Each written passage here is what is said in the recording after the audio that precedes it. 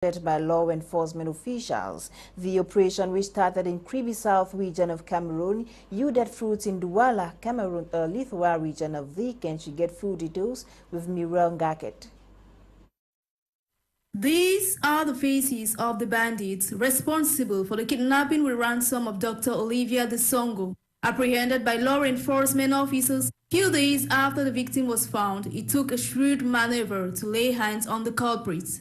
Having been seized by his family, we began a search that led us to the cities of Kribi, Dizangue, and Edea, because the kidnappers having wanted to blow the tracks in these cities. But the collective efforts of family members, police officers from different regions yielded to the unveiling of their hiding place. With the collaboration of the family of Dr. Desongo, the police methods used allowed us to find the victim and arrest all those involved in this abduction. Kidnappings and crime rates at large have been increasing at an alarming rate, and population discretion is necessary to ease the investigation of police officers. When you don't know a person physically, you don't have to communicate with her and show them and give them some personal information about you.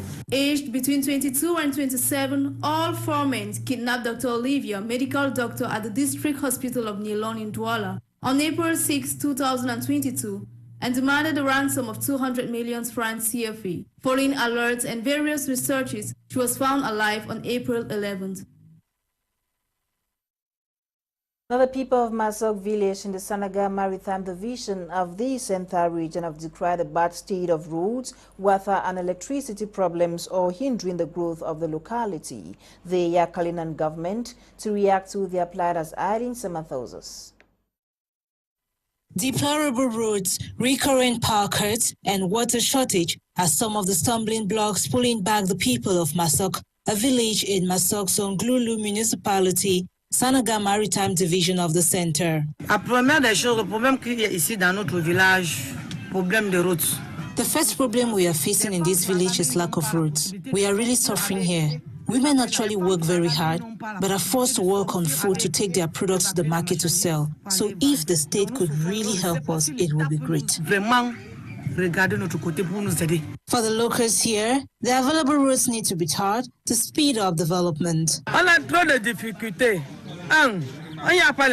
We have so many challenges. One, there are no roads. The roads are not even tarred. Since that we asked them to tar our roads, it has never been done until today. So I wonder what is really happening, because we do not know. But we are still here. There are no markets as well, no cars because there are no roads. Water is also a serious issue in Masok, it should be noted. We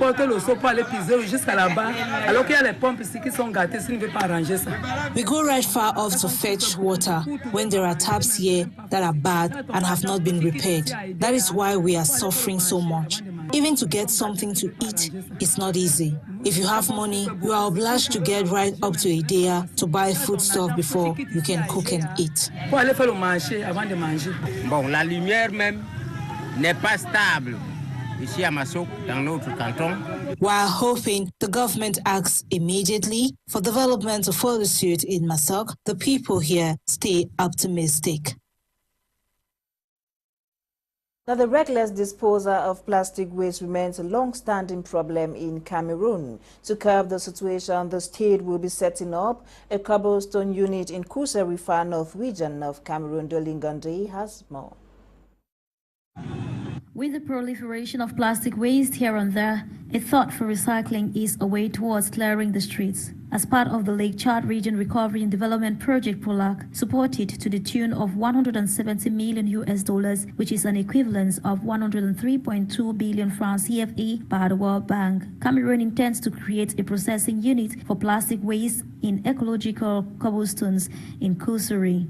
The project, which is geared towards clearing reckless waste disposal on the streets, would also enhance employment rates in this part of the country. Apart from the creation of a factory, the consultants will also have to train the young people of the city on the techniques of collection and recovery of plastic waste. Collection campaigns with a view to significantly reduce plastic waste in the town through the organization of waste campaigns. Meantime, candidates have the option of joining forces with other firms to strengthen their respective skills. And in this light, May 4, 2022 is the date limit for the expressions of interest. Coming shortly after the creation of those in Marua and Bamenda, that of Kusuri is special in that it involves the production of pavets that pollute less than concrete ones, as this ties in line with Cameroon's commitment in reducing carbon dioxide emission to 32% by 2030. Motorcycle riders in the town of Edino have been called to be frontline actors in the maintenance of peace and security. The call was made by the first deputy mayor of the Edino Council, Penda Emmanuel. Got details in the following report.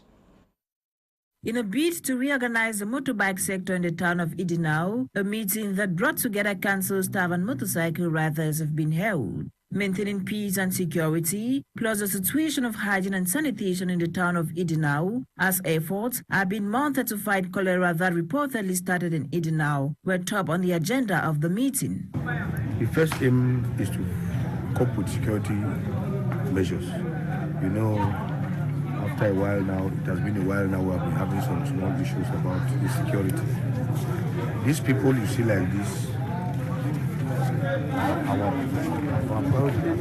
because they are the first people that can identify anything in danger that wants to come into this place. And if they themselves are not identified, therefore means we cannot be talking of security in municipality. So by doing this act, at least it's going to curb the issue of insecurity. Good news for those who bought motorcycles in the town of Edino, as identification and numbering of motorcycles will permit authorities track those involved in illegal activities. They are being numbered and their bikes are being numbered. As you collect the insurance, you have your number there with your chassis number. In case of necessity tomorrow, you can identify that, okay, the person that took me along had number 3. Registered in that council. We'll go into the register and we'll just sort you out.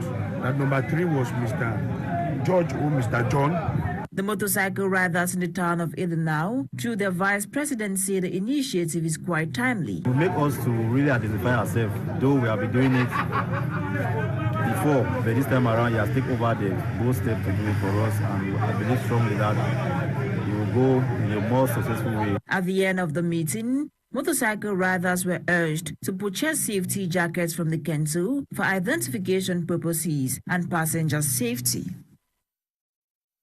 Anti-religious news, Christians of the St. Michael the Archangel Mission Station in Butingi has been reminded by the Bishop of Boya Diocese's Lordship of Michael Bibi that the resurrection of Christ brings hope, faith and joy. Get full details with Moki Regan. Christians of the Francophone community in the Diocese of Boya have celebrated the resurrection of Christ at their new church building. The Easter Mass at St. Michael the Archangel was celebrated by the Chief Shepherd of the Diocese of Boya, His Lordship Bishop Michael Bibi. In his homily, Bishop Michael reminded Christians that as they commemorate the resurrection of Jesus Christ, which is believed to have occurred on the 3rd day after the Passover, his blood on the cross is to wash away their sin, and his resurrection is a new page for their Christian journey, which they need to journey with hope and happiness. Easter is a period that we are celebrating, and we are joyful because Christ that was crucified has risen from the dead. Easter brings hope to us because we as Christians, if Jesus did not rise from the dead, our belief, our faith would have been useless. But through the resurrection, we are assured that Christ is in heaven, and that those of us who live here on earth, we live and do His will, we are all assured of sharing eternally with Him in His kingdom. The new church building, which is located at Bitingi.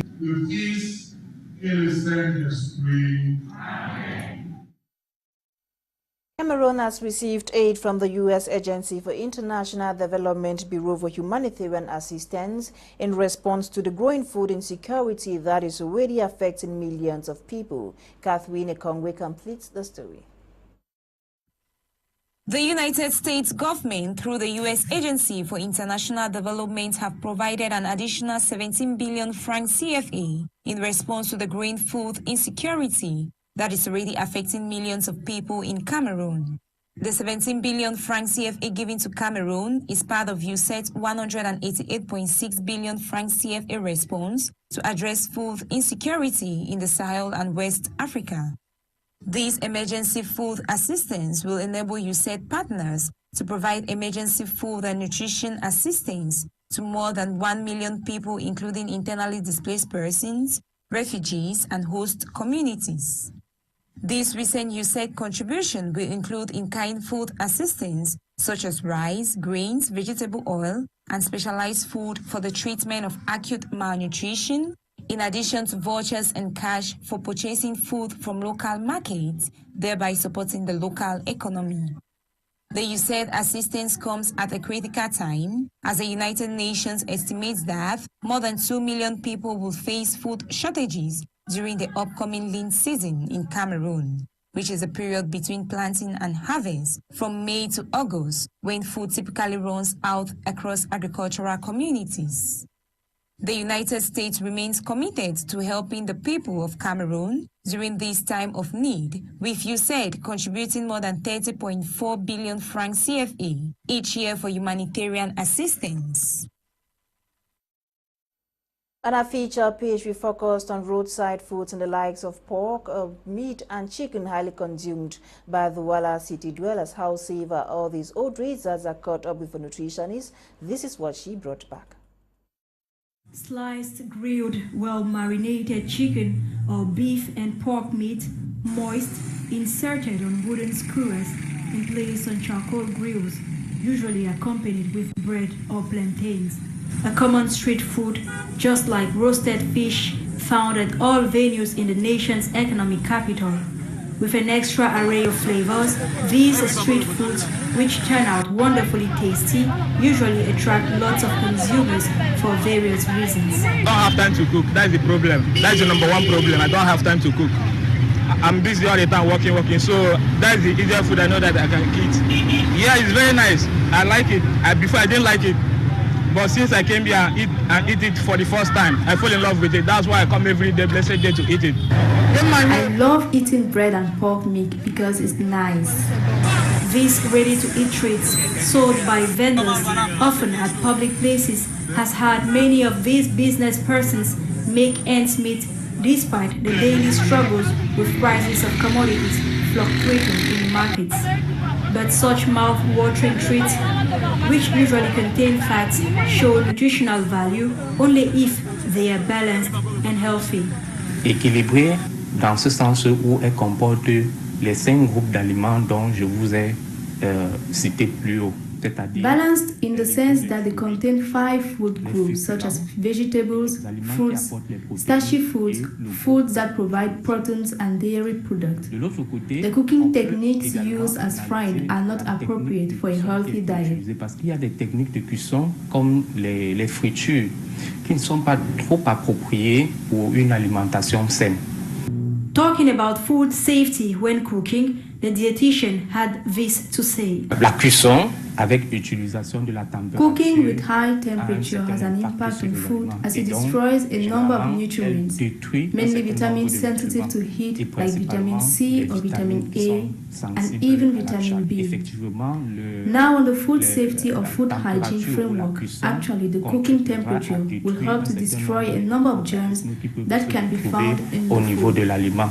With time constraints being one of the most reasons why many consumers prefer street food, the dietitian's piece of advice to these persons is to make sure they prioritize affordable restaurants which offer balanced meals.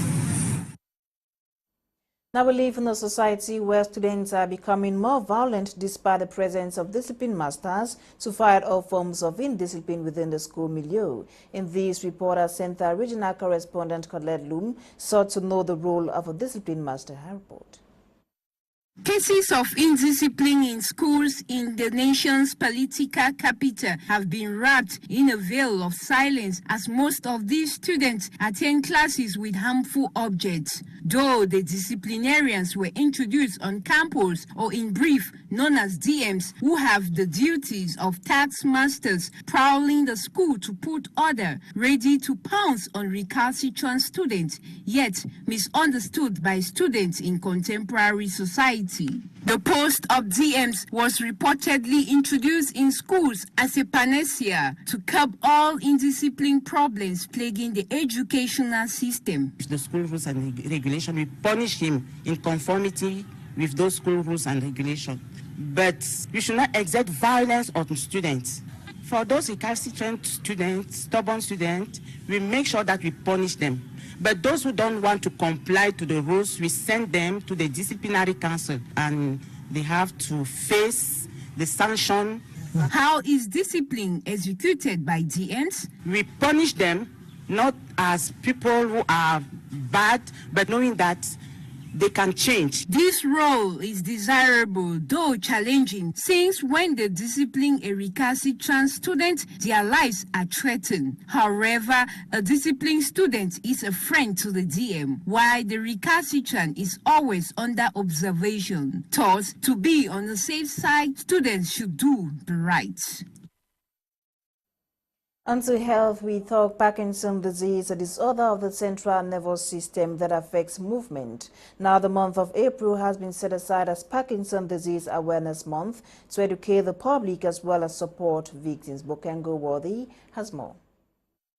Affecting more than 10 million persons worldwide, Parkinson's disease is a degenerative health disorder of the central nervous system that affects one's movement, speech, amongst others.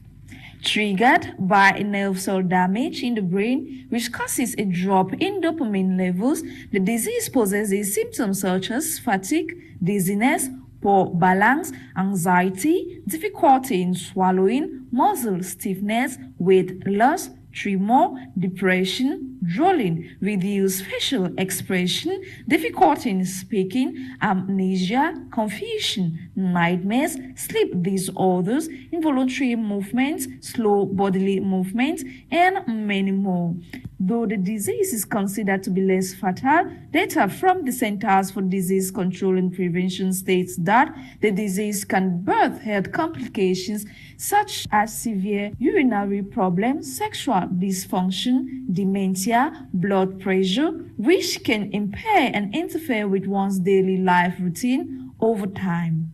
To this regard, sufferers are encouraged to engage in physical exercises, quit smoking, as well as alcohol consumption, manage stress and anxiety, as well as make regular checkup at the hospital a priority.